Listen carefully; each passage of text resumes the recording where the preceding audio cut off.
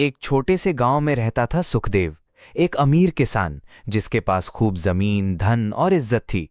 लेकिन दिल से वो एक कठोर इंसान था। उसकी पत्नी गौरी बहुत ही दयालु और प्यार करने वाली महिला थी, लेकिन किस्मत को कुछ और ही मंजूर था। जब उनकी बेटी राधा सिर्फ 1 साल की थी, तभी बीमारी ने गौरी को उससे छीन लिया। घर में सन्नाटा छा गया। एक मासूम बच्ची अपनी मां के बिना रह गई। लेकिन सुखदेव के दिल में कोई खास बदलाव नहीं आया। कुछ समय बाद उसने दूसरी शादी कर ली, कमला से। कमला स्वभाव से तेज और थोड़ी कठोर थी। कुछ सालों बाद उसके घर एक और बेटी पैदा हुई, गीता। बचपन का फर्क। समय बीतता गया, दोनों बच्चियां बड़ी होने लगी। राधा बहुत सुंदर, मासूम और दयालु थी। वहीं गीता थोड़ी जिद्दी और स्वभाव से तेज थी। कमला हमेशा गीता को ज्यादा प्यार देती और राधा को नजरअंदाज करती। राधा, ये काम ठीक से क्यों नहीं किया? तुमसे कुछ नहीं होगा। ऐसे ताने राधा रोज सुनती। वो चुपचाप सब सहती रही, बिना शिकायत के। वो सुबह से रात तक घर का सारा काम करती, पानी भरना, खाना बनाना, खेतों में मदद करना।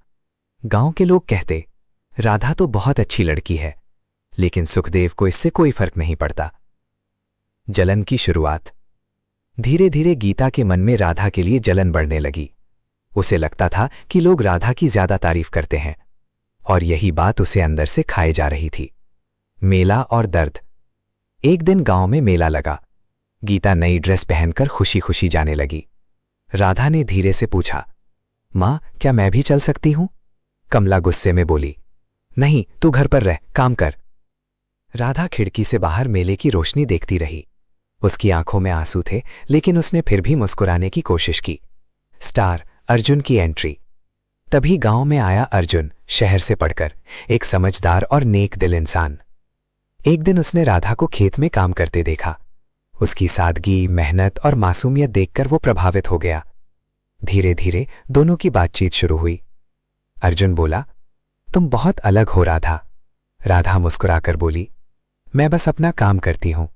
धीरे धीरे ये दोस्ती प्यार में बदलने लगी। घृणा और साजिश और धोखा। लेकिन ये बात गीता और कमला को बिल्कुल पसंद नहीं आई। एक दिन उन्होंने साजिश रची।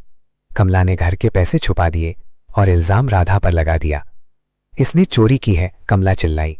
सुखदेव गुस्से में आ गया, तूने हमारी इज्जत मिट्टी में मिला दी। राधा रोते हुए बोली, नहीं बाबूजी, मैंने कुछ नहीं किया।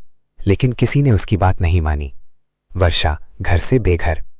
गुस्से में आकर सुखदेव ने राधा को घर से निकाल दिया।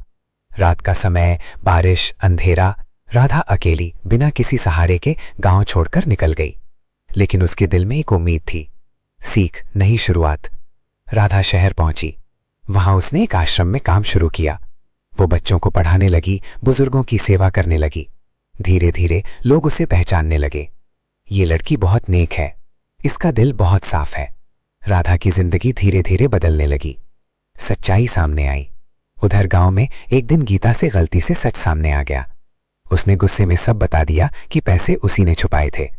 सुखदेव को अपनी गलती का एहसास हुआ। वो टूट गया। मैंने अपनी ही बेटी के साथ इतना अन्याय किया। मिलन और माफी। सुखदेव और अर्जुन राधा को ढूंढते हुए शहर पहुंचे। जब उन्होंने राधा को देखा, वो अब एक मजबूत और आत्मनिर्भर लड़की बन चुकी थी। सुखदेव रोते हुए बोला, बेटी, मुझे माफ कर दे। राधा ने आंसू पोंछे और बोली, आप मेरे पिता हैं, मैं आपको माफ करती हूं। प्यार और शादी। अर्जुन ने राधा से कहा, राधा, क्या तुम मुझसे शादी करोगी? राधा ने मुस्कुराकर हाँ कह दिया। पूरा गांव शादी की तैयारियों में जुट गया। मेहंदी, हल्दी, गाने, नाच, हर तरफ खुशियां थी। अर्जुन घोड़ी पर बारात लेकर आया।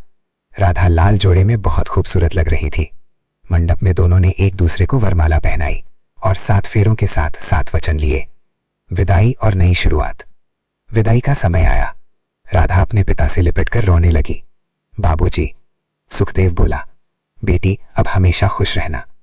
राधा अपने नए घर चली गई, लेकिन अब वो कमजोर नहीं थी। वो एक मजबूत, आत्मनिर्भर और खुश महिला बन चुकी थी। सीख, मौत